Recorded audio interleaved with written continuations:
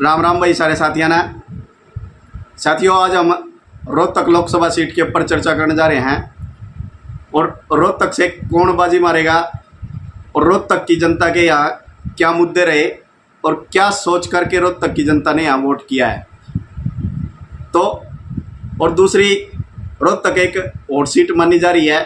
इसका कारण क्या है? इसका कारण यो है कि यहाँ से हरियाणा के भूतपूर्व मुख्यमंत्री चौधरी भूपेंद्र सिंह हुड्डा का गढ़ माना जाता है, तो इसी कारण से ये और सीट मानी जाती है। क्या यहाँ से दोबारा से अरविंद शर्मा जीत हासिल करेंगे या फिर दीपेंद्र हुड्डा यहाँ से जीत हासिल करेंगे? तो ये भी सबकी उत्सुकता बढ़ती हुई दिखाई दे रही है और अब सभी को 4 जून का इंतज़ार है कि 4 जून को क्या होगा। तो लेकिन साथियों, जो यानी कि राजनीतिक विशेषज्ञ हैं और राजनीतिक जो चाणक्य हैं, उनका इस सीट के ऊपर क्या विश्लेषण है और क्या उन्होंने निष्कर्ष निकाला है, तो वीडियो में आगे बढ़ने से पहले, ये जानने से पहले सभी दोस्तों से निवेदन है, यदि चैनल पर नए हैं तो चैनल को सब्सक्राइब कीजिएगा और घंटी वाला आइकॉन ज़रूर प्रेस करें और वीडियो पसंद आए तो लाइक ज़रूर करें और शेयर भी ज़रूर करें। रोहतक लोकसभा सीट पर 64.8% वोटिंग हुई है और यहाँ पर यानी कि रोहतक लोकसभा सीट के ऊपर 9 विधानसभा सीटें आती हैं। बादली, बहादुरगढ़, बेरी, गढ़ी सापड़ा, कलोई, झज्जर, कलानौर, कोसली, महम और रोहतक। यानी कि रोहतक लोकसभा सीट से कांग्रेस के उम्मीदवार दीपेंद्र हुड्डा और बीजेपी के अरविंद शर्मा और जेजेपी के रविंद्र सांगवान, ये तीनों मैदान में हैं और इन नैलों का कोई भी प्रत्याशी यहाँ चुनाव मैदान में नहीं था। और बसपा का एक कैंडिडेट था और उसने भी अपना पर्चा उठा लिया था। तो साथियों, रोहतक जो लोकसभा सीट है, इसके ऊपर यानी कि शुरुआत में जब जैसे इलेक्शन चला, शुरुआती दौर के अंदर तो ऐसा यानी कि अनुमान था सभी का कि यहाँ से दीपेंद्र हुड्डा जीतते हुए नज़र आ रहे थे। लेकिन जैसे जैसे यहाँ पर यानी कि समय नज़दीक लगता चला गया, चुनाव जो वोटिंग वाला दिन था यानी कि 25 मई का, जैसे जैसे ये दिन नज़दीक लगता चला गया, वैसे वैसे यहाँ के समीकरण बदलते हुए नजर आए और दीपेंद्र हुड्डा को यहाँ पर थोड़ा सा विरोध भी देखने के लिए मिला, क्योंकि यहाँ की जनता के अंदर एक और यानी कि मुद्दा था कि क्या ये 2 बाप बेटे ही रह गए रोहतक के लिए कि रोहतक के अंदर कोई और व्यक्ति नहीं है। तो इस प्रकार की भी जनता के अंदर यानी कि चर्चाएं यानी कि ये मुद्दे निकल करके सामने आए थे, क्योंकि दीपेंद्र हुड्डा यहाँ से 3 बार सांसद रह चुके हैं और 2019 में जब चौथी बार ये यहाँ से चुनाव लड़ा तो ये 2019 के अंदर ये चुनाव हार गए थे और अब 2024 में फिर से रोहतक लोकसभा सीट से चुनावी मैदान के अंदर है। और दूसरी बात, यहाँ पर यानी कि दीपेंद्र हुड्डा की यानी कि धीरे धीरे यानी कि इनका ग्राफ नीचे गिरता चला गया। उसका कारण क्या रहा कि यहाँ से 4-5 कारण ऐसे हैं कि जो दीपेंद्र हुड्डा के पक्ष में नहीं नजर आए। जैसे कि यहाँ की जो रोहतक लोकसभा सीट पर जो ओवैसी जो वोट है, वो ओवैसी वोट बीजेपी की तरफ नज़र आया, क्योंकि उसका कारण क्या रहा कि जो राजकुमार सैनी का जो पीछे यानी कि उनका प्रचार रहा, ओवैसी की आवाज़ उठाई थी, तो अब बीजेपी ने ओवैसी यानी कि नयाब सिंह सैनी को मुख्यमंत्री बना दिया। तो इस कारण से भी जो ओवैसी वोट था वो बीजेपी की तरफ जाता हुआ दिखाई दिया।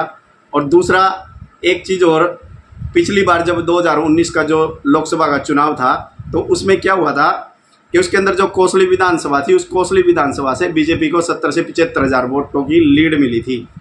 लेकिन इस कोसली विधानसभा के अंदर कोसली गांव और बाकली गांव, ये 2 गांव ऐसे थे कि इन 2 गांवों ने चुनावी बहिष्कार किया था 2019 के अंदर और इन्होंने न तो बीजेपी को वोट दिया और न ही कांग्रेस को वोट दिया, यानी कि वोट ही नहीं डाला इन 2 गांवों ने।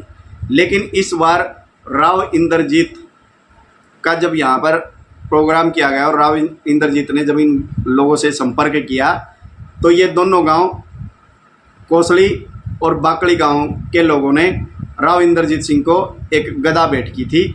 और ये वोट बताया जा रहा है कि 20 से यानी कि 18 से 20 हज़ार वोट है।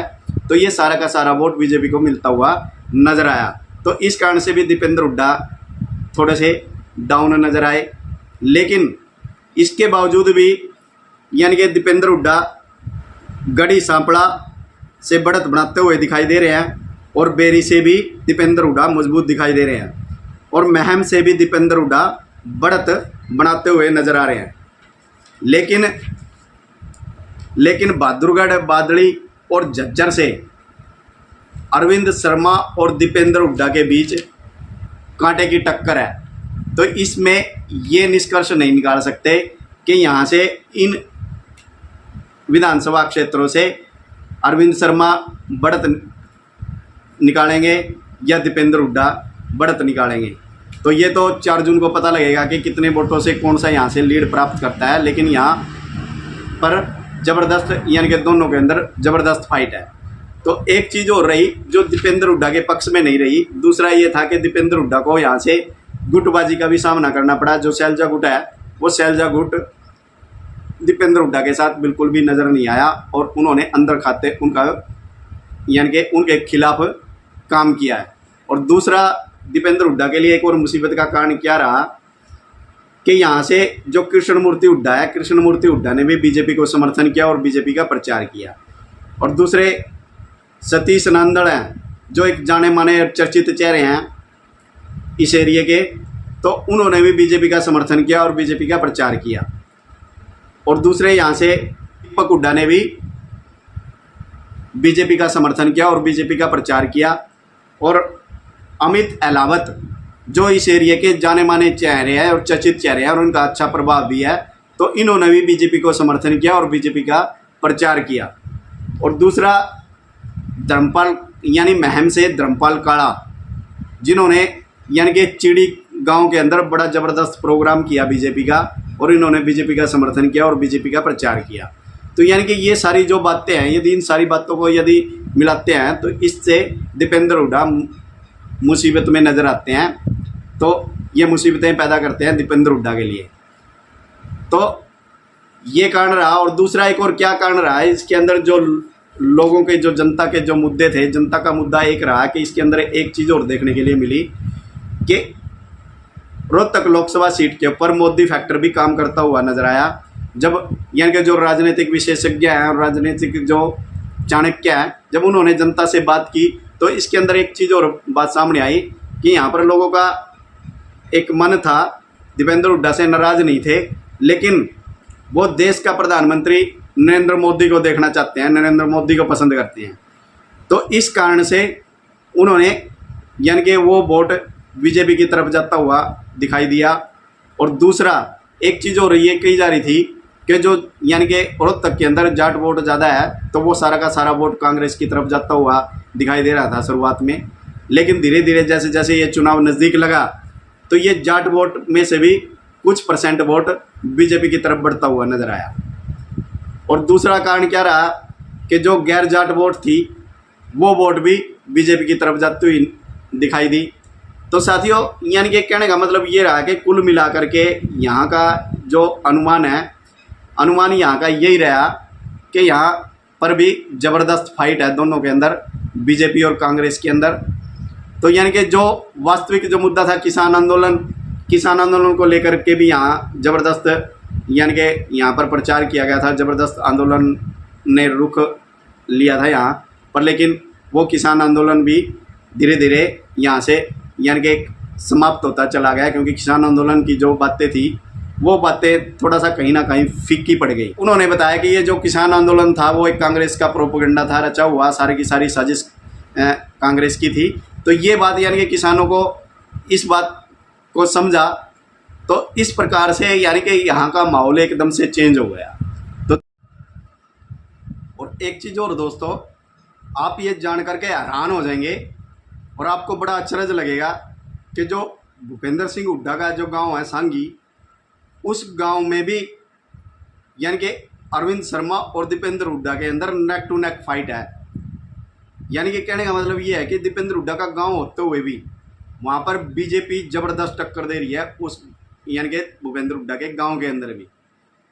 और दूसरा यहाँ पर एक चीज़ और देखने के लिए मिली रोहतक लोकसभा सीट के अंदर, यानी कि लोगों के एक और यानी कि विचार थे कि वो क्या विचार थे कि यानी कि एक फैक्ट और काम कर रहा था यहाँ। वो फैक्ट क्या था कि जो हरियाणा सरकार ने यानी कि बिना पर्ची खर्ची के जो सरकारी नौकरियां दी हैं और बिना भेदभाव के सरकारी नौकरियां दी हैं, तो ये फैक्ट भी रोहतक लोकसभा सीट के अंदर काम कर रहा था।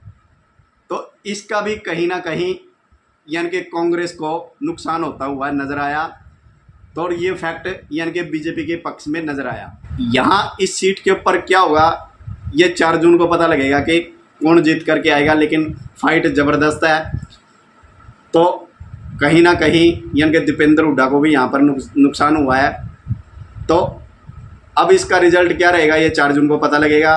तो दोस्तों आप इस पर यानी कि क्या इस पर आप विचार रखते हैं, आपका क्या कहना है कमेंट के अंदर ज़रूर लिखिएगा। कमेंट बॉक्स में अपनी राय जरूर दीजिएगा। तो साथियों आज की वीडियो में सिर्फ इतना ही। तो मिलते हैं फिर नई वीडियो में नई जानकारी के साथ। तब तक सभी दोस्तों को जय श्री राम, वंदे मातरम।